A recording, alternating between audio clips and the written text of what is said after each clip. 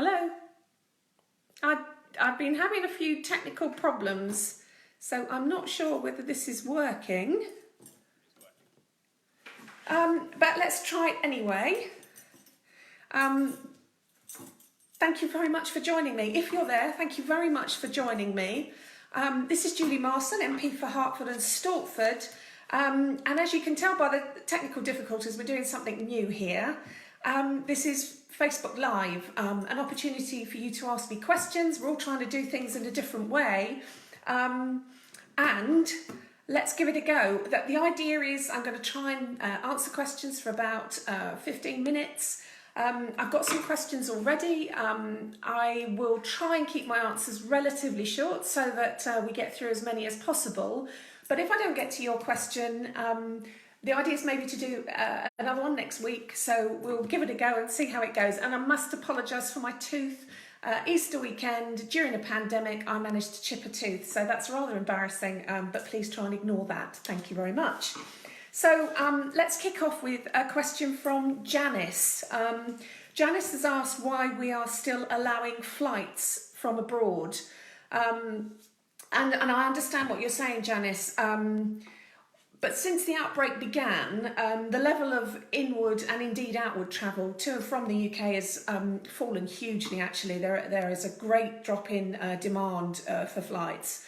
And as in so many other things, the government is following the scientific advice. The Chief Medical Officer has said there's no evidence that interventions like closing airports, closing borders, travel bans will have any real effect on the spread of infection. So following that advice, the government has decided not to do that. And of course, there are people trying to get home, not just leaving this country to get home, but there's still people trying to get home from abroad. So that there's been no scientific benefit to the spread of infection by closing airports or closing flights from abroad. So I hope that answers that for you, Janice. Peter has asked what we can do to enforce and encourage people to follow the social distancing measures. And you're quite right, this is probably the most important thing any of us can do to protect ourselves, protect the NHS and save as many lives as we possibly can. And as you probably know, because there's the reason the government keeps repeating it, because it's so important. There are just a few limited reasons to leave home. Shopping for basic necessities as infrequently as you can possibly manage. One form of exercise a day. You can run, walk, cycle, whatever suits you, alone or with members of your immediate household with whom you're isolating. If you have a medical need, or if you are helping to help a vulnerable person, then you can leave the house, but again, as minimal as possible. And also travelling to or from work, but again, only when it's not possible to work from home. So I hope that's clear. I think the main thing is that people have been doing an amazing job at this, actually. I think we've all responded as a community and as a country so well to this call from the government to protect ourselves, to protect the NHS and save lives. And I think we've responded brilliantly, and we must continue to do that. I think most of it we'd like to do with educating people, letting friends and family know if you feel that they're not following that advice. But of course, the police do have extra powers now. Unprecedented situations have required unprecedented action. So the police have been given powers to enforce the measures.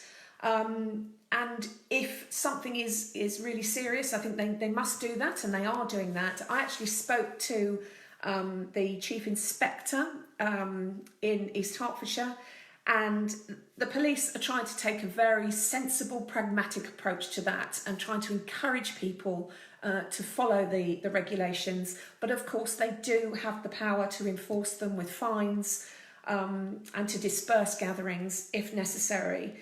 So I would say keep on. If you see flagrant and dangerous breaches of those rules, do report it to your local police. They will enforce where necessary and encourage people to follow the rules. But everyone's doing pretty much a brilliant job across the constituency, and you know, that's what we've got to carry on doing, basically. So, you know, let's all keep safe. Sharon would like to know how to access universal credit, and she also asked why there are delays in making an application. Well, this is incredibly important to a lot of people, I know, Sharon, so thank you for asking. So, of course, you can apply for universal credit, new job seekers allowance, and also the employment support allowance, ESA, and that's done online. So if you go online and make an application, you will then be offered an appointment for an interview, and that will obviously be by telephone now because of the social distancing rules. You'll be given the number to make the appointment once you've submitted your claim. If the lines are busy, the job centre will call you back if they've seen you applied but you haven't got an appointment. Obviously demand, and part of the reason why you've asked about delays, the demand has obviously been unprecedented. More resources, more people, more call lines have been put in place, but it's still very much a concentration of demand. I think it's taken at least 100,000 calls in a week last week. They're doing their best, but it's unprecedented volume. The hint actually in the website, if it helps, is their peak time is between 12 and 2. So if you can try to do it outside, in fact, that's the call centre and the website. 12 till 2 is the peak time, so I would try and avoid those times. But apart from that, it's available 24/7. So keep trying. Obviously, what you're entitled to will vary according to different circumstances. But obviously there has been a relaxation of the minimum entitlement as far as your income is concerned. And so just keep trying, make the claim. And if you have any problems, you know, my team's always at the end of a phone or an email if you really have problems. But you will get through. They know you're making a claim, and it's just unprecedented volume. So keep going. Moving on to Sean. Sean says that he's worried about supermarket delivery slots. They can't get a slot even if you're on the extremely vulnerable list. Actually, Sean, I absolutely relate to what you're saying. My mum is 90.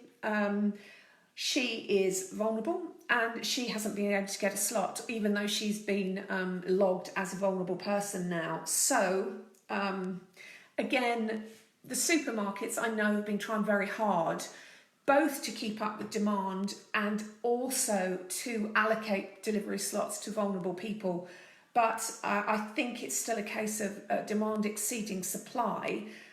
So I would very much recommend keep trying. Again, I know it's difficult, but do keep trying. The supermarkets have their own helplines, which are worth using. There is also heartshelp.net, which is an advice page helping with a number of services to help people manage at home.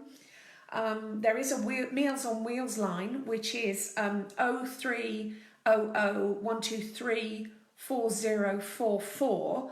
So do try that. And also, you know, on my Facebook page, on my website, we've put various helplines. If you can, there are the food delivery options. So keep trying. Reach out to the community resources that are available. And I really do wish you all the luck. As I say, we haven't had any luck with my mum. She's had to go to various different community groups because the supermarkets just haven't been able to make the slots available to them. Also, and actually following on from that, a lot of people over the last week or two have asked, they think they should be on the vulnerable list, but they haven't had a letter. And what I would recommend is going on what is a really useful resource, actually. It's the gov.uk website, where you can find a whole range of information about different situations, advice and so on. So you can go onto that and register as a vulnerable person, even if you haven't got the letter from the government. They might check with your GP, or you can ask your GP for advice and help as well. But either register with gov.uk, talk to your GP, and if you're worried, definitely go and speak to your GP, and those things might help. And the most important thing, again, is, everyone who is vulnerable, particularly, please stay at home, please stay safe, please stay away from other people, continue the social distancing, and keep yourself safe. Claire has asked what counts as a key worker. So key workers are frontline health and social care staff, people who are involved in the food production and delivery lines to keep our food supplies going. And also utility workers are deemed essential. So we see our bins are being collected, the lights are still on, and so on. So they are deemed to be key workers. A full list of key workers can be found on the gov.uk website. And, thank goodness for all the people who are on the front line. Thank you to you all for keeping this country going, for keeping us safe, because you're doing such a crucial job. And I think it's fair to say we're all really, really grateful to you. So thank you for that. And as I say, if you want the list, it's on gov.uk. So thank you, Claire, for that one. Alice says that schools should accept children of parents where one parent is a key worker, not just if both are. And actually, Alice, you're completely correct. And that is the case, that if one parent is a key worker, schools can accept that child. Although I think it's fair to say the government's asking parents to think very carefully about whether their child does need to go to school, or whether one parent who might not be a key worker can look after their children whilst you're working from home, or not working, indeed. Because it's, while we're all doing this, it's just a case of trying to reduce the number of children going into school. So only do that if you absolutely have to. But clearly we know that there are occasions when you do, and schools are there to help with that. Interesting question from a few people, actually, writing in, expressing concerns about China and reopening wet markets, for example. And obviously that's where there's a lot of talk of where coronavirus actually started. And I find that particularly fascinating, actually. I went to China in 2009, I think it was, and I had the dubious pleasure of visiting a market, and I must say it was something I've never seen before, or I would hope I would never see again. In some ways, it was like no other experience, and I think there are serious questions about where the coronavirus came from, how it's been managed by China, and indeed, I think the UN has previously called for closure of wet markets, and I think they've referred to them as ticking time bombs. So I think that's a really, really important question. That's something that's going to have to be dealt with probably by supranational bodies like the UN. I think it's an absolutely key question. I think the question of our relationship with China is obviously going to be raised after all of this is over. Clearly, we felt this whole crisis first in our supply chains, receiving goods from China when they were locked down, questions about security of our supply chains, food security. I think they're all really, really important questions that we are going to have to answer afterwards, once the peak of this crisis is over. So I don't blame people for asking that question. I think a lot of people will have that issue on their minds. Sally, closer to home and more immediately, Sally is worried about her son being forced to come into work by his employers. And I'm sorry to hear that, Sally, because that must be a worry. This is really a team effort from us all, and I think most employers recognise the scale of the crisis we face, and they've taken a sensible approach. And I think employers must do that, and we should encourage employers to do that.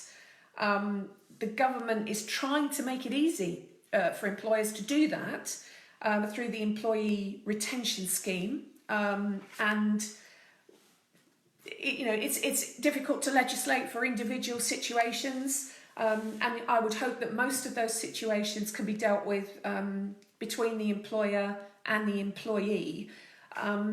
But if there is a problem that persists, it might be a good idea to talk to ACAS, which is the Employment Advice Bureau. Then I've got a number for them here. It's 0800 470 0620. And again, we can put that up on my website and on Facebook in case you need more advice. They've got a website as well, which is www.employment-advice-bureau.org. So I hope that's helpful, but as I say, I'm hoping, and in the vast majority of cases, these things are sorted out in a pragmatic, sensible way. So I hope that can be the case in your case. Moving on, I hope I'm not rushing through this too much, but I do want to get as many in as I possibly can. Oliver wants to know the email address for passing on ideas and technology that people and businesses and organisations have, which could help with supplies and so on. And thank you, Oliver, for that. And what a fantastic response we've had so far nationally, and also in Hertford and Stortford. And we've seen schools making masks. We've had schools contributing to different charities. And we've had companies making both their locations and their facilities and their stocks available to the government to make supplies. And I really absolutely applaud and thank everyone who's involved in that. It's an amazing effort. Certainly, if people have the ability to offer medical testing equipment, design facilities, protective equipment, logistical equipment, even hotel rooms, manufacturing space or office space, expertise in IT, manufacturing, project management, procurement, then that offer of help will be considered very carefully. And there is a website to have a look at. It's the gov.uk website, but it's www.gov.uk/support-from-business, and that will come up a simple form which you can fill in, which will detail the assistance you can provide, and the government will then take a look at that and get in contact with you. So thank you for everyone who has done that, and thank you if you're even considering it, and if you can, please do that. It's an amazing community response. Jojo, you've asked about garden parties which have continued to happen throughout the lockdown. I mean, that's really disappointing. I think people know that shouldn't be happening. Obviously, if it's happening, it has to be referred to the police probably in those cases, because that's a serious violation of the regulations, and it's really dangerous. people might think they're safe, you know, maybe they're young, fit, healthy, but not only are they not always safe, you can't guarantee that, they really are putting other people's lives at risk, and I find that really disappointing. The government does instruct that, you know, gatherings should be a maximum of 2 people, and I'm afraid it comes down to enforcement, and the police will enforce this. They have the power to do so, they can enforce it, they will enforce it. So yeah, we shouldn't be seeing that. If we do, we have to report and enforce that, I'm afraid. Moving on to Gillian. Gillian has asked about applying for universal credit, and she says she's a waspy woman who's been made redundant for the 2nd time in 12 months. I'm really sorry to hear that, Gillian. That's really tough. Yeah, I'm really sorry about that. I mean, I think we've touched on it before, but let me reiterate again. You can apply for universal credit, a new job seeker allowance, or ESA, employment support allowance, online, and do that online. It may be busy, but if you fill in the claim form, there is a telephone line as well, but the online form will need to be filled in. You'll be given the number to call when you've booked to get an appointment, which will be done by phone, and try to get in contact outside the times of 12 till 2. The demand is huge, but you will get through. The support is there, and so you know, please persevere and make that claim, because there is help available. Moving on to Paloma. Paloma has asked how the Conservatives will justify the government's reaction to this crisis. Well, this is a personal view. My view is that the government has reacted to this crisis by following the scientific advice at every stage and acting decisively and clearly, and as I say, following scientific advice at every stage of that. Protection of human life has been the absolute priority. There's no doubt about that, and I certainly won't apologise for that. And also, I mean, the government has taken unprecedented measures, not just to protect human life, but to try and protect the economy throughout this crisis as well. And you know, we've put in place. I think it's. Sorry, my dog Boris has just snuck into the room. So Boris is in the room. An absolutely huge. It's £300 to £400 billion at least package to not only keep us safe, but also to try and ensure that the economy can bounce back at the end of this crisis, and that's really important to us all. So yeah, I mean, you know what? There will be a retrospective view of how this. I'm sure we'll all review this after this is over. And we'll all have to account for actions that we did. Even as individuals, we'll have to do that. I'm proud that we're following scientific advice. I'm proud that we're trying to protect human life. I'm pretty proud that we're trying to protect the economy.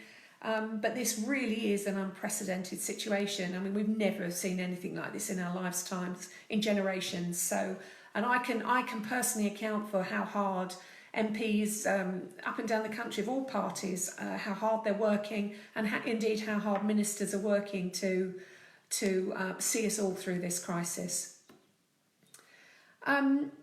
This is an interesting question from Bernadette. Bernadette says that 5G is draining the oxygen out of people. Let me be completely clear. There is no link between coronavirus and 5G technology, including telephone masts. It's a conspiracy theory that has come from the wild fringes of the internet. And actually, it's had, you know, it would be funny, but there have been attacks on infrastructure. So telephone masts have been set alight. They have, you know, people, you know, we rely on this technology for our emergency services, for example. So just these conspiracy theories do have an impact, and it's really dangerous, and I think we should stop it. Actually, stop indulging this kind of distraction. There's no evidence about that. It's not right, and I think we just need to stop it and move on, and get sensible about this. So please don't report it. And if someone's saying these conspiracy theories, then I just give it short shrift myself. Julie has asked why Parkinson's is not on the vulnerable list. It's obviously a concern that there are a lot of pre-existing conditions that some have, which focus on respiratory conditions, heart conditions, have been judged as the most vulnerable, but obviously there are a lot of people who are vulnerable and have pre-existing conditions. I have already campaigned and lobbied ministers to include some vulnerabilities that are not on the list, such as motor neuron disease and Rett syndrome.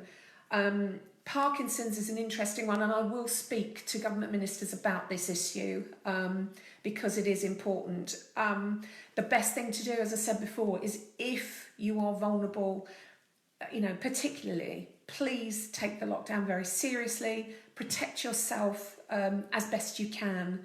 But I have taken several illnesses and diseases to ministers, and I will speak to the government about Parkinson's as well, Julie. So thank you for raising it. It's a really important issue.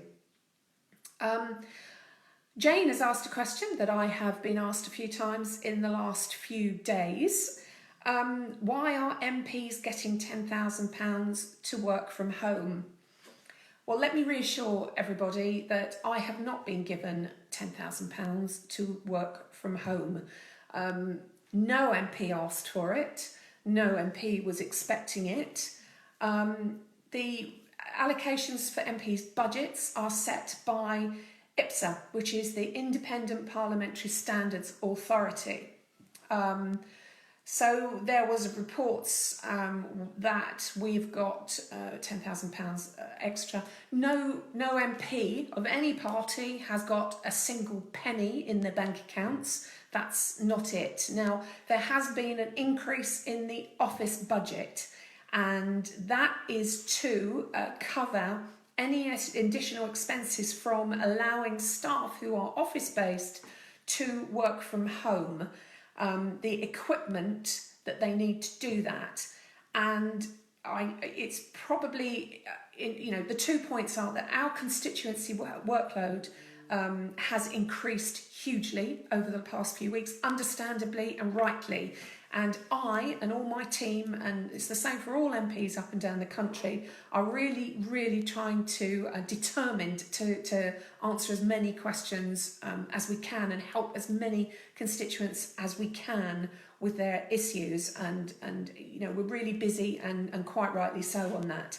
I think people have raised the issue, well, why can't you use your own laptop and so on if you have one? Well, actually, data protection means that we're dealing with individuals' sensitive data and information. People are giving some very confidential information, so that has to be protected. And so we can't just put that on any old iPad or laptop. And as I say, not all MPs will use that. Where they do, that will be fully transparent and accountable in the same way. So, as I say, we didn't ask for any money. It's not money, so we can't donate it or give it away or refuse it. It's an allowance. I don't know who will use it, who won't, but if it doesn't need to be spent, I'm sure it won't be spent. It will be accountable, but as I say, we're not getting extra money just to work from home or anything like that. It's really not like that. Steve has asked what will happen to NHS professionals from EU countries who have risked their lives once this is all over. Yeah, well, that's really important, quite right, Steve. So I think it's fair to say there are over 1 million EU nationals who work in our health service, and we're beyond grateful to every single one of them, no matter where they come from. And actually, wasn't it? It was the Prime Minister name-checked Luis, I think, from Portugal, as one of the nurses who helped him through his ordeal. So it's an interesting and very valid question. All EU nationals will be able to use the EU settlement scheme, and that will only apply after the transition period is ended, which the end of the year. And as far as I know, at about February, there's about 3.1 million people who have already gone through that process and have applied for settlement schemes so that they can just carry on living and working in this country. And I think that's over 80%, maybe that was February, so it might be closer to 90% now. I don't know the exact figure of all the people who are eligible. So I would absolutely say, we value your contribution. We think you're brilliant. What you do is incredible. Most people have applied. Some people might not want to, but huge numbers have applied. And as far as I'm concerned, and we're all concerned, we're very, very grateful. And please stay and keep what you're doing to help us in our NHS. George asks why we have suddenly moved from Friedman's Rules of Economics to Keynes. Okay, I'm not going to go into too much economic theory, but of course, the spending that we have announced, which is the Keynesian economics, is just completely extraordinary. This is just a temporary response to an extraordinary crisis that we're going through, to ensure that the NHS and our economy has everything it needs to see us through this unprecedented crisis. We all want us to bounce back. We want businesses to keep going. We want employers to be there so that people can start up again and continue their jobs. We want it to be a hibernation so that we can come back and bounce back after this crisis.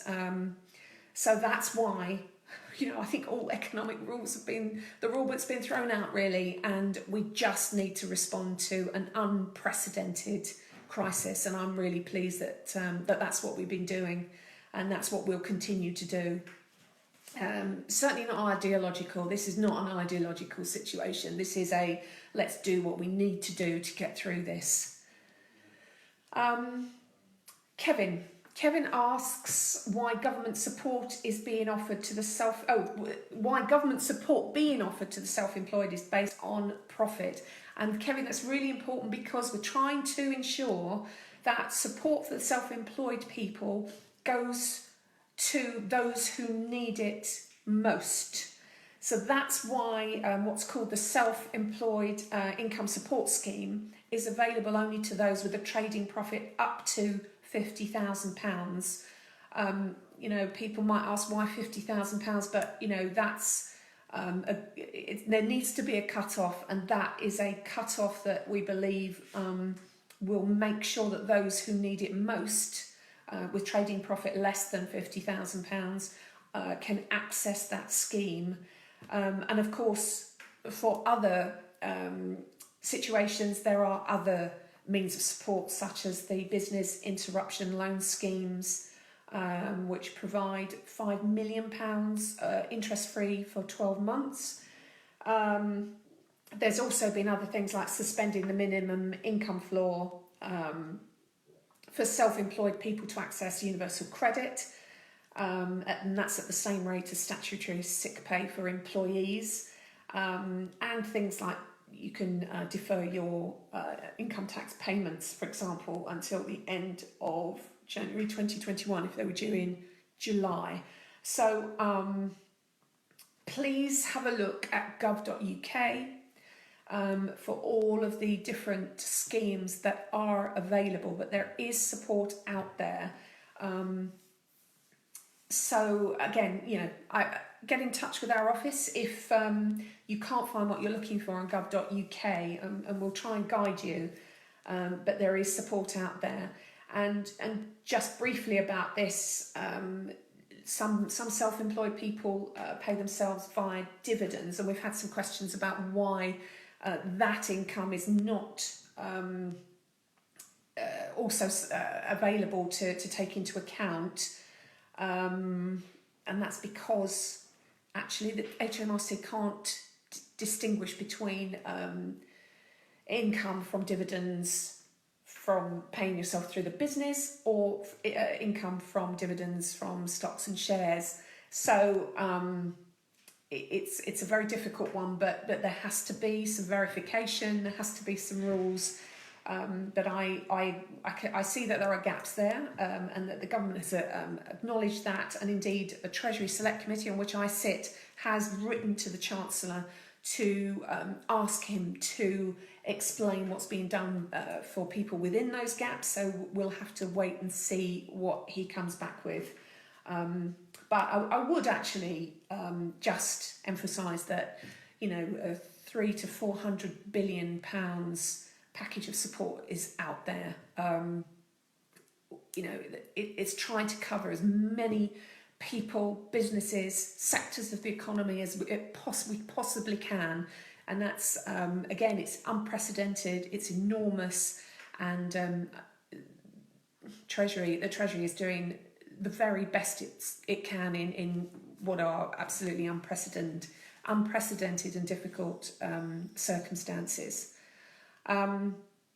If I'm moving on, I'm not sure how I'm doing with time, because I know we started late. Camilla says that she has struggled to access a loan from the bank. There have certainly been problems with the business interruption loan scheme. Actually, the banks, in principle, from the start, were very responsive. I think they got the message and they agreed that these loans had to be processed. But there have been some teething problems in getting that message to the front line of the banks. And I think there is still a lot of work going on in increasing the processing of those loans and getting the banks to respond quicker and better.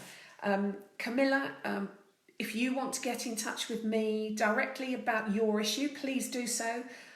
We have some good relationships with the major banks, and we have been able to speed things up in many instances. We're trying to get through the red tape, make sure that the loans are granted to those who need them. Some banks have been better than others, but if we can help, we will. But again, the help is there. The banks should be processing that, and I think we're getting there. But if you do have any problems, please get in touch. A few people have got in touch, and I know I must finish soon, but I think this is really important. The PPE equipment, a lot of people have said, you know, that there have been problems with PPE, and I'm not resiling from the fact that, you know, there have been problems in certain areas. I think it's true to say that we could acknowledge that the government has provided, is probably getting on to 800 million pieces of equipment over the last few weeks. But that you can still acknowledge that there have been problems logistically getting the right stuff to the right people at the right time. The government, and not just the government, you know, using the army, the procurement people in the NHS, logistics companies. We've, you know, I'm sure everyone's working really, really hard to make sure that this vital equipment gets through to the people on the front line who need it, both in the NHS, in care homes, and other frontline workers.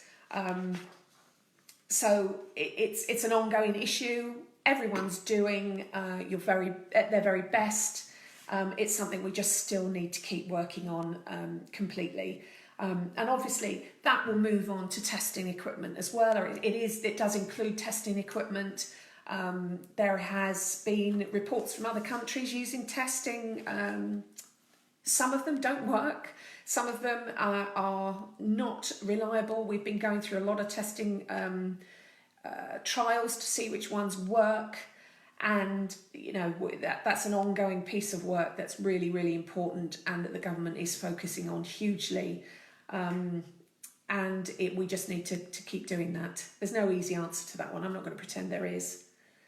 And I'm going to just finally answer a question from Catherine, who wants to know what's being done to support British citizens stuck abroad. As you know, the Foreign Office has been coordinating the response to British nationals stuck abroad, and obviously international travel contracted hugely very quickly, which did leave a lot of people stranded. I mean, in fact, our office has helped quite a few people get back. They've been stuck in, Bali, New Zealand, Bolivia, all sorts of Colombia, all sorts of places. Please contact me directly if you have family or friends who are stuck abroad, if they're stranded, and we will help. There is a travel advice page on the Foreign Office website, which does give individual country advice. And the local British embassies and consulates are there if your family and friends are stuck abroad, and they can help. And also, actually, social media has been really useful in this, to connect people who are stuck abroad and to connect them with family and friends at home. So if you do have family and friends who are stuck abroad, we've had a lot of success, and we've got a lot of people home. So please contact my office if you or anyone you know needs help on that particular issue. I've probably covered a lot of ground. I hope it's been helpful. Just to remind you of my email address, it's julie.marson.mp@parliament.uk. There is a phone number for my office, 02072 192 429. I have my website, which has information on it. This Facebook page has information on it. I hope that was useful.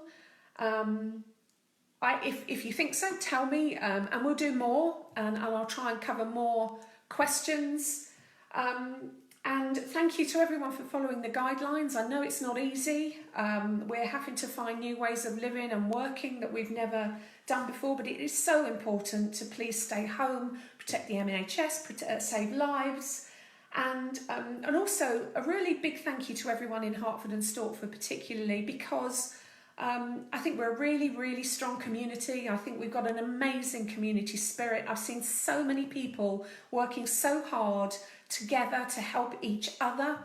So thank you to the businesses, to the schools, to the individuals, to the charities who are working so hard in this, national effort to get us through this. And of course, thank you to all of the amazing NHS frontline workers, care workers, and those of you who are keeping our country safe, keeping our people safe, and keeping our country going. We'll always be grateful to you. And stay safe, keep well, and keep sending questions. If you feel it's useful, I'll be more than happy to do it again. But in the meantime, thank you very much, and goodbye.